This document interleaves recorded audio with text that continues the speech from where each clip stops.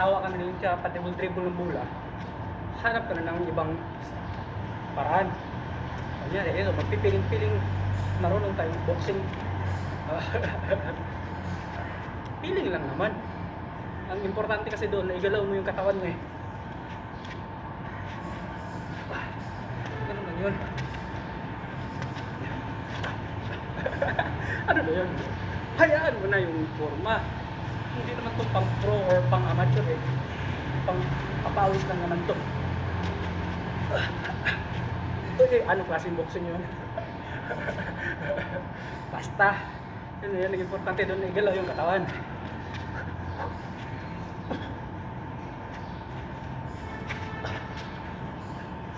Kasi, ayon din sa mga napanood kong chismis, maganda raw kasi talaga yung shadow fighting kasi gamit mo yung abdominals mo, legs.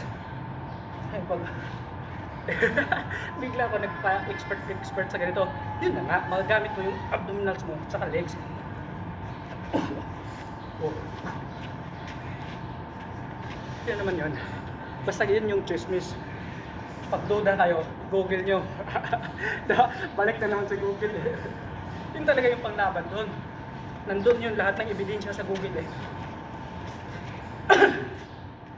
Pwede kasi yung chismis ko, yung ginagamit ko mga salita, hindi ganun ka accurate ba? Kaya i-google nyo.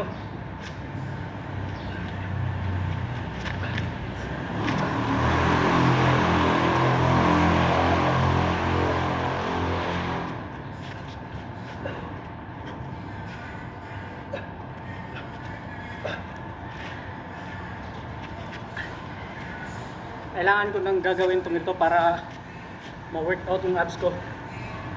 Kahapon, leg day ako kahapon eh, tapos kasama na sa plano yung pagka-abs workout. Wala, nakalimutan ko. Ganun na ako kapakaangkaang pagdating sa abdominals eh. Hindi kagaya nung una. Sipag-sipag ko mag-abs kasi yun din yung akala ko dati na makapagpalit ng tiyan ko eh. Kaya abs ako ng abs. Hanggang sa natutunan kong hindi pala talaga yung pag-abs workout yung makapagpalit ng tiyan ko, makapagpaganda ng abs natin, pero hindi talaga siya yung dahilan para lumabas yung abs to natin, yung diet talaga. Kahit anong abs workout mo, tapos pag uwi mo naman naka-anli lamon ka, nga din. Simula noon, parang kinakalimot ka lang, hindi ko na talaga sinama sa program ko yung abs. Tapos pagkalipas ng mga ilang taon, ngayon gusto ko na sanang i-train yung abs ko nga para gumanda. Wala na eh, parang hirap na siya isingit sa routine mo, makakalimutan mo na. Kasi ang tagal na nga na panahon na hindi nag-abs. Hindi kagaya dati na hindi kompleto yung workout ko pagka hindi ako makapag-abs workout eh. Kaya ganun yun.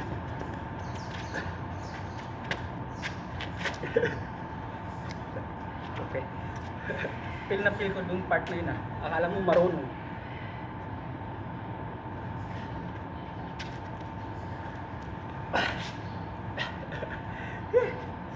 Buhay talaga.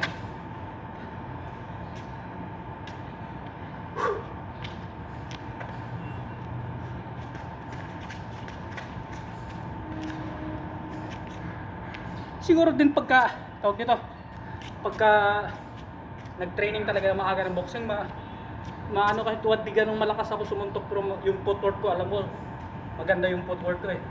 Hindi nga nag-i-ensayo ng dire-diretso, kahit pa paano, mabilis maigalaw ko yung mga paa ko eh. So, bigla akong nagiging mayabang dun sa part na yun. Ayan mo na. Ano talaga. So, siguro kaya kong gayahin yung galaw ni Lomachenko. Lomachenko. Hindi ko maano kung ano yung hirap kasi i-pronounce yung mga pangalan nila eh. Ukrainians. Ukraine.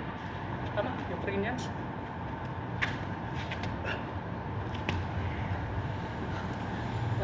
Hindi ganun ka bilis yung alakas pa na yung suntok niya, pero grabe naman yung volume at saka ano. Ito, footwork. Kaya balak kung palang gumanti ng suntok, wala na siya sa harap mo. feeling ko kaya ko talaga gayahin yung ganun. Yung galing naman niya, yung hindi. Hindi ako sure. Kailangan ko pang i-google. Ganun yung mangyari doon.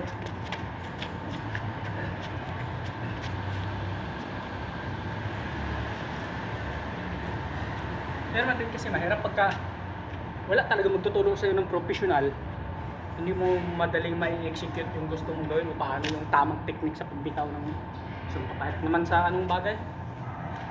Matutunan mo siya sa tagal ng panahon, paulit-ulit mong ginagawa hanggang sa matutunan mo. Pagka unang mga buwan, taon, hindi mo agad matutunan yun. Kagaya sa sa bodybuilding, wala naman akong coach. Kaya pagka makita ko yung mga unang mga video ko, nung nag-uumpisa pa lang ako, patawa na lang ako. Ganun pala kasagwa yung ginagawa ko. Pero dati pinapil ko na yun kasi yun talaga yung nakasanayan ko gawa eh. Dahan-dahan ko na naintindihan, sagwa pala ng tsura ko. Sa mga workout yun bukod sa literal na itsura. sa mga workout, pati sa mga pusing. Ganun ka hirap. Ganun ka hirap, ganun ka sagwa. Paulit-ulit mo siya.